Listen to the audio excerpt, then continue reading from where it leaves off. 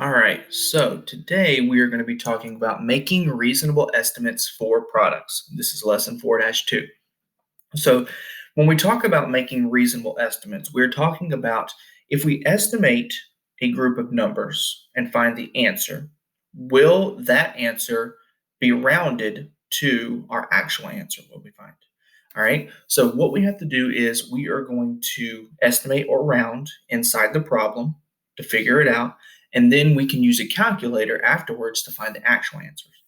So, when we make reasonable estimates for products, it usually means that we are dealing with bigger numbers that aren't as easily multiplied together. So, this could be a 2 digit number, 3 digit number, 4 digit, whatever. This means we have to estimate the numbers through multiplication to see if they are reasonable to the actual answer, which I said that we could use a calculator. So, if I pull this down, we're going to look at this problem right here. All right, so we have an example here.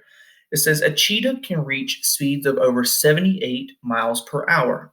A pronghorn antelope can reach speeds of over 63 miles per hour. About how many more miles can a cheetah run in 3 hours than an antelope? So let me actually change this right quick. I did a previous problem. Perfect. All right. Okay. So what I have to do is I actually organize this into three different groups. So we have the cheetah. I'm going to do all the work of the cheetah in here, all the pronghorn antelope in here, and then we're actually going to do the estimating in this box right here. All right. Or find the estimated answer. So we have 78 times 3 because the cheetah can run 78 miles per hour, but I need to know in 3 hours. So 78 times 3. Well, if you don't understand 2 digit by 1 digit multiplication, this might be a little difficult for you to multiply these two numbers. But if we estimate the 78 in this problem to round up to 80 or round down to 70 based on our rules, we can figure it out more easily. So 78, how would we round that? Well, the 8 will tell that 7 to do what? Go up to 8 or stay at 7? Well, this 8 is going to tell the 7 to go up to an 8. So this is going to become an 8, and this 8 is going to become a 0. So now it's going to be 80. All right? 80 times 3. All right? So now I have to figure out this problem. 0 times 3 is 0. 3 times 8 is 24. And if this right here, if this still troubles you, okay, if you're having problems with that, go back to lesson 4-1 where we talked about multiplying by extending those multiplication facts. And that'll show you kind of all the steps of how to extend the multiplication facts. And that's all we're doing here. We're doing 8 times 3 is 24, and then you just add your 0 to the end. That's all we're doing. All right. And I could do 800 times 3, 8,000 times 3, 80 times 30 that way. It's very simple once you start practicing it. All right. Now I'm going to get my pen out for my purple. Now I have 63 miles per hour with my pronghorn antelope, and I need to figure out how many miles it can go in 3 hours. All right, so 63, I have to round that. So I'm either going to round it to 60 or I'm going to round it to 70. Well, this 3 tells that 6 to do what? Stay the same. Stay as 6, okay? This 3 would now become a 0. All right, so now we have 60, and I need to write my times 3 down here. 0 times 3 is 0. 6 times 3 is 180. Okay. Now that I've created my estimate products, 240 and 180, I have to now figure out the estimate problem, if that makes sense. So I'm going to take my 240, okay, and I'm going to do something with this 180. All right. Now, it asked me about how many more miles can a cheetah run in 3 hours than an antelope. So I have to take 240 and 180, and I have to subtract those two because I have to figure out how many more miles. So 0 minus 0 is 0. I can't take 8 from 4, so I have to borrow. So this 4 now becomes a 14. 14 minus 8 is 6. Okay, 1 minus 1 is 0. All right, so an estimate would be 60 more miles. Okay, all right. So let's look and see if our estimate is reasonable. So I'm going to actually take this and I'm going to extend it down just a little bit, but we're going to work in here. Okay, I'm going to get my pen out, get the black. Okay, so now see how I've organized this? I have the cheetah, the pronghorn antelope, and then I have my estimate over here, the problem. Well, this makes it so much easier for me because now I can do 78 times 3 right here in this box and have this part of the problem right here for the pronghorn antelope right here, and then I can just work out what my actual answer is. Now, you can use a calculator for this part because we haven't really gone into 2-digit by 1-digit multiplication yet. However, if you want to try to work it out by yourself, the 2-digit by 1-digit multiplication, then I'm going to show you how to do it. So 8 times 3 is 24. The 4 comes down here. The 2 goes to the top. 3 times 7 is 21. Add 2 more, that's 23. 63 times 3. Well, 3 times 3 is 9. 3 times 6 is 180. Or 6 times 3 is 18, but 60 times 3 would be 180. Okay, now I do the same thing I did with my estimate. I take 234. Oh, sorry. Daggone. 234. And I subtract 189. Let's pull this down just a little bit. Okay, I can't take 9 from 4, so I have to borrow. This becomes a 2. This becomes a 14. Okay, 14 minus 9 is 5. Okay, I can't take 8 from 2. This becomes a 1. This becomes a 12.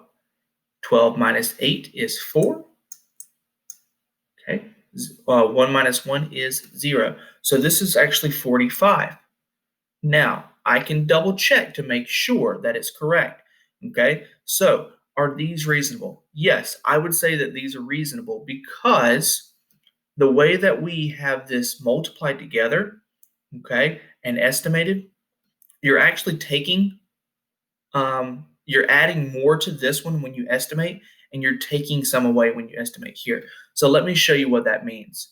All right, so in order to figure out how much I went from here to here, all I do is 234 plus what is 240. Okay, so 234 to 240, I added 6. Okay, so I just added 6 here. 189 to 180, I subtracted 9 here. Okay, so I subtracted 9. However, watch what I do. 6 plus 9, okay, it's 15. Okay, so I add 15 to this. 45 plus 15, what do I get?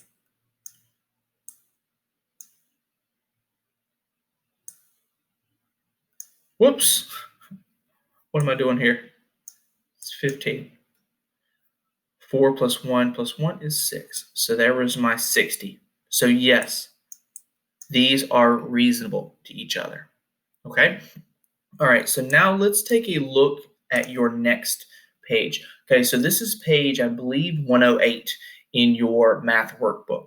Okay, so we're going to do number 1 together, and then I'm going to have you do the rest by yourself. All right, so it says a housefly beats its wings about 190 times per second. Okay, for every second, it's 190 times. A wasp can beat its wings for about 400 times per second. About how many more times does a wasp beat its wings in 1 minute compared to the housefly? So they don't have the fun little boxes that I have, but we're going to write it on this line right here. Okay. So I have to estimate. So first I have to figure out how many seconds are in 1 minute. So 1 minute actually equals 60 seconds, and we should already know that. So 60 seconds are in 1 minute. Okay, so what I have to do is I have to take that 60 and multiply it by my rounded answers of 190 and 400. So let's do the easier one first. Let's do the 400. So 60 times 400. Mr. Collins, I don't know how to do that.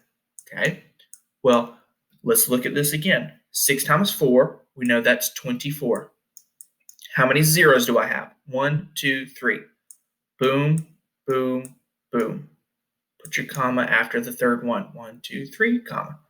All right, done with that one. I didn't have to round that one because it was already rounded to 400. 190, however, I have to round. So I have to round that to the next digit. So if I'm in the hundreds place right here, that 9 is going to tell that 1 to go up. So this is really going to be 200. So now I'm going to do 60 times 200. 6 times 2 is 12. 1, 2, 3 zeros. Comma right there. Now I have 24,000 and 12,000. It says how many more times does a wasp beat its wings in 1 minute compared to a housefly? I have to take these two numbers and do what with them? Subtract them.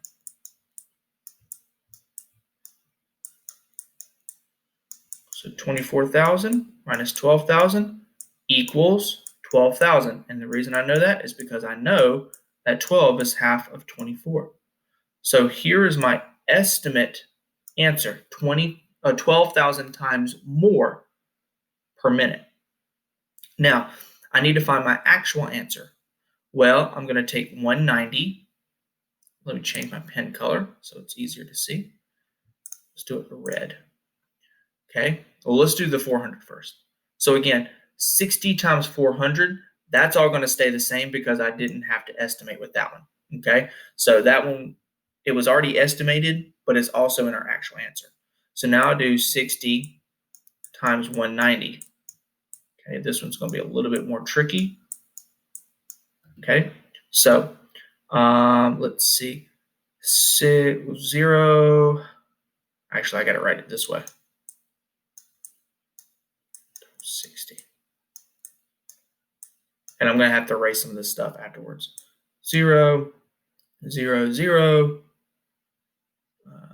0, 4, 5, 1, 1. Okay, so 1,000 or 11,400. Okay, so I have 24,000 minus 11,400